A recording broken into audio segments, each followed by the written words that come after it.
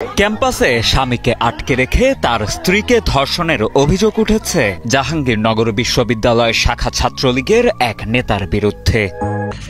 আসসালামু আলাইকুম সম্মানিত দর্শক ভাইয়েরা, আশা করি সকলেই ভালো আছেন।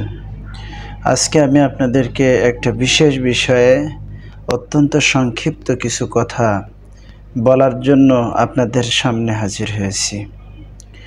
আল্লাহ রাব্বুল আলামিন পবিত্র কোরআনে কারীমের ভিতরে বলেছেন, বিসমিল্লাহির রহমানির রহিম, ওয়ালা তাকরাবুজ জিনা ইন্নাহু কানা ফাহিশাতান ওয়া সাআ সাবিলা। সূরা বনী ইসরাঈলের ৩২ নম্বর আয়াতে আল্লাহ রাব্বুল আলামিন বলছেন যে খবরদার তোমরা জেনার নিকটবর্তীও হইও না। নিশ্চয় জেনা একটা অত্যন্ত গর্হিত কাজ, অশ্লীল কাজ, এবং এটা হচ্ছে অসৎ পন্থা। সুতরাং সম্মানিত ভাইয়েরা, কোরআনে কারীমে আল্লাহ রাব্বুল আলামিন মানুষকে যে সমস্ত বিষয় থেকে বিরত থাকার জন্য আদেশ করেছেন, এই নিষিদ্ধ বিষয়ের মধ্যে এটা এক সবচাইতে অন্যতম একটা বিষয়। আমরা সম্প্রতি লক্ষ্য করছি যে বাংলাদেশে বিভিন্ন জায়গায় এই জেনা ব্যভিচার এমন পর্যায়ে ছড়িয়ে পড়েছে এবং ফাহেসা কাজ চতুর্দিকে ছড়িয়ে পড়েছে, যাতে করে সমাজের যে ভারসাম্য সেটা নষ্ট হয়ে যেতেছে। আপনাদের জানা থাকা দরকার যে গত ৩ তারিখে জাহাঙ্গীরনগর বিশ্ববিদ্যালয়ে স্বামী স্ত্রীকে ডেকে নিয়ে আসে স্বামীকে বেঁধে রেখে স্ত্রীকে ধর্ষণ করা হয়েছে। এর চাইতে ন্যাক্কারজনক বাংলাদেশের শ্রেষ্ঠ বিদ্যাপীঠগুলোর ভিতর থেকে হতে পারে না। আমরা এই জেনাকারদের শাস্তি দাবি করতেছি এবং এর তীব্র নিন্দা জানাতেছি।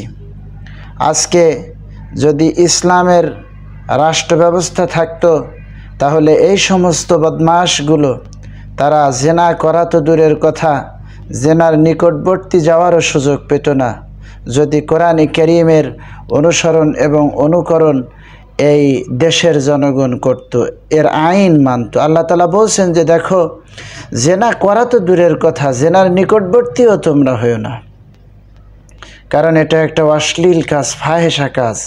এই এক জেনার মাধ্যমে অসংখ্য অপরাধ সমাজের বুকে সৃষ্টি হয়ে থাকে। আল্লাহ তাআলা কোরআনে কারীমের সূরা আল আনআমে বলছেন, ওয়ালা তাকরাবুল ফাওয়াহিশা মা যাহারা মিনহা ওয়া মা বাতানা। আল্লাহ তাআলা বলছেন যে লজ্জাহীনতার যত পন্থা আছে, অর্থাৎ জেনার যত পথ আছে, ফাহেসার যত পথ আছে, এর নিকটেও তোমরা যেও না, সেটা প্রকাশ্যেই হোক আর গোপনেই হোক। প্রিয় ভাইয়েরা, আপনারা জানেন যে কতভাবে আজ মানুষকে জেনার দিকে আকৃষ্ট করা হচ্ছে, মানুষকে আজ ফাহেসার দিকে আকৃষ্ট করা হচ্ছে। কোরআনে কারীমের আইন যদি প্রতিষ্ঠিত হতো, তাহলে এই জেনাহার কাজ এদেশের জনগণ করার সাহস পেত না। আল্লাহ তাআলার এই আইন যদি কার্যকর হতো, আয-যানিয়াতু ওয়াজ-যানি ফাজলিদু কুল্লা ওয়াহিদিম মিনহুমা মিয়াতা জালদা, যদি এই জেনাকারদের শাস্তি যথাযথভাবে দেওয়া হতো, যদি জেনাকারের শাস্তি, জেনাকার যদি পুরুষ হতো তাহলে তার শাস্তি, অথবা নারী হতো, তারা যদি অবিবাহিত হতো তাহলে তাদেরকে যদি 100টা করে বেত্রাঘাত করা হতো, এবং যদি বিবাহিত হতো তাহলে তাদেরকে যদি মাটি খুঁড়ে বুক পর্যন্ত পুঁতে তাদেরকে রজম মেরে হত্যা করা হতো, তাহলে এই ধরনের কাজ তারা করতে পারতো না। আজকে আপনারা জানেন যে একটা মানুষ শুধুমাত্র মতের বিরোধিতা করার কারণে তাকে গণধর্ষণ করা হয়েছে। গতকালকে তার রায় হয়েছে, একজন নেতাসহ 10 জনের মৃত্যুদণ্ড এবং 6 জনের যাবজ্জীবন দেওয়া হয়েছে।